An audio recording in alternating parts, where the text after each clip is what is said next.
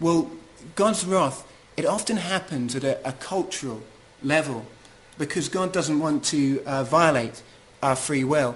There was a time when Jesus was walking the earth and a tower fell down, which was maybe in their day something like the Twin Towers in our time. You know, that a tower fell down and it killed everyone inside. And it was a religious society at that time, so people started speaking to Jesus and they said, why did this tower fall down on the people that were inside? Is it because they were worse sinners than any of us? And Jesus said, no, it's not because they were worse sinners than you. You also have got to stop sinning, or else something like this may happen to you.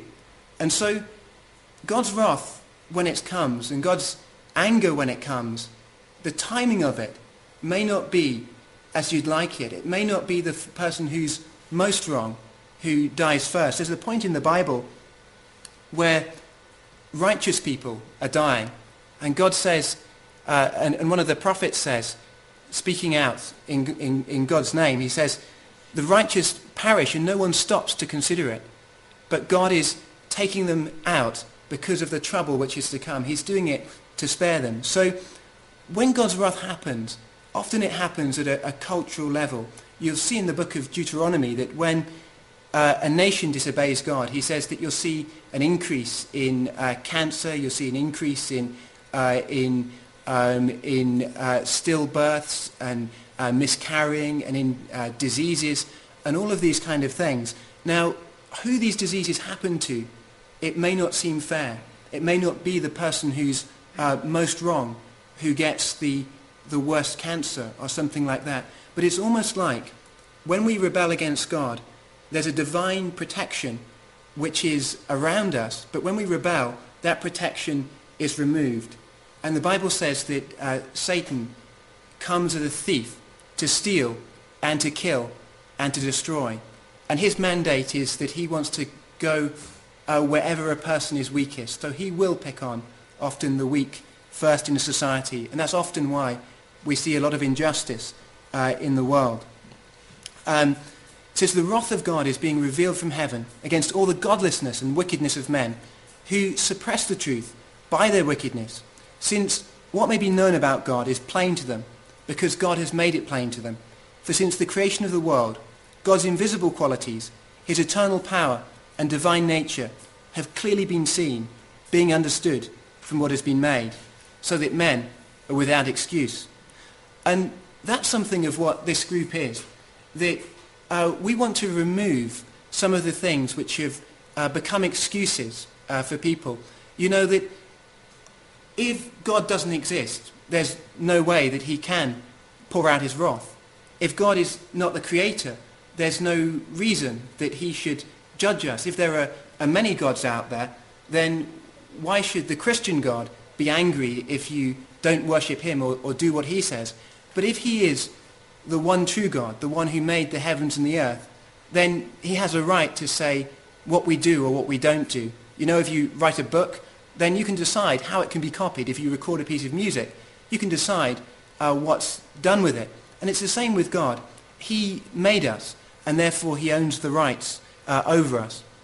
And if you've been following our series, Paul gave a talk on tracing Genesis in the ancient world, and online this has been one of our most popular talks.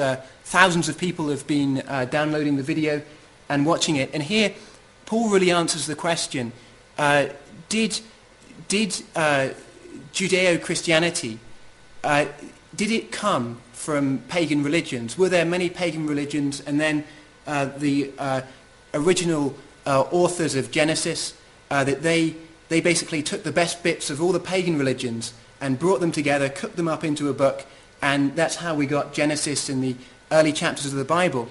Well, Paul looked at that, and he said, no, actually, when we look at the evidence, what we see is, yes, there are many, many religions which have the same stories as the book of Genesis in there. Actually, they're so similar to each other and so widespread. They're in different parts of the world, from South and North America to Australia. you'll find these legends of a great flood that covered the whole earth. In China, you'll see that the symbology in their writing is symbolic of the pictures given in Genesis. And so what we see is not many different religions coming in and forming Genesis. We seem to see an original creation, an original creation story which has become corrupted and split up into the different tribal religions and polytheistic faiths which are out there. Now we've also got a book which has just come out, which is The Evolution Crisis, and this is 5 atheist scientists who tell a story of how they came to believe in the Creator God. Another question we frequently get asked is, what about all the other religions? What about Islam? What about the New Age movement? What about spiritualism, Hinduism, and witchcraft and all of these things? Aren't there many truths out there? Can't each person find their own truth? Well, these books are an attempt to answer that question, and in each one there's 5 testimonies from a leader in one of these faiths, and they give the reasons why they became a Christian. Now, I'm sure that there's people who've turned from Christianity to witchcraft and to each of these different practices. But what I've found key in these books is that you hear somebody who's a thinker in each of these faiths saying what it was about the Christian faith which destroyed their faith in what they used to believe. And it's worth reading, I think, the arguments on both sides on these subjects. Then we've got our talks. One of my favourite talks that we've had here is on the origin of life by Professor John Walton.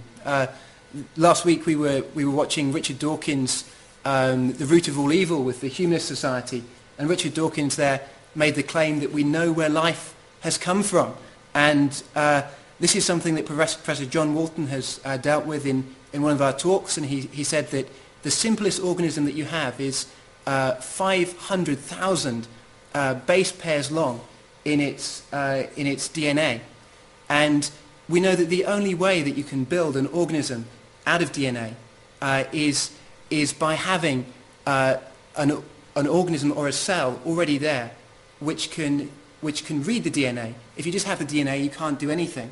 If you just have the cell without the DNA, you can't do anything. And so somehow the evolutionist has to believe that something like a 500,000 base pair strand long of DNA formed in the right order, and it happened to somehow fall inside a cell to reproduce. And so there's a strong argument there. And then we've looked at all sorts of different things. Did birds evolve? We've looked at the historical evidence for the Bible. You see, Christianity is a historical faith. Now, this is one of the things I'd say which is different between paganism and Christianity. Christianity believes in a powerful God, a God who works miracles, a God who's supernatural. And so does paganism. And there's many people who've turned to paganism not because it's logically consistent, but because they've had an experience of something real. A real power has touched their lives. Now, the problem with paganism is that when you try and ground that in reality and in history, you find that the stories behind these things are very hard to place anywhere. But with Christianity, you find that we're speaking about a God who came down to earth, who became a living person. The Bible was written over 1,500 years by 40 different authors, and there's a surprising consistency in what they write, and you won't find that with many of the polytheistic religions. Okay, for although they knew God, they neither glorified him as God, nor gave thanks to him, but their thinking became futile, and their foolish hearts were darkened. Although they claimed to be wise, they became fools and exchanged the glory of the immortal God for images made to look like mortal man and birds and animals and reptiles. Here we're really looking at the transition from people who reject God. That this is the way God sees it. He sees it and he says, I think I've put enough in the world that you should know that I exist. No matter who you are, or where you come from.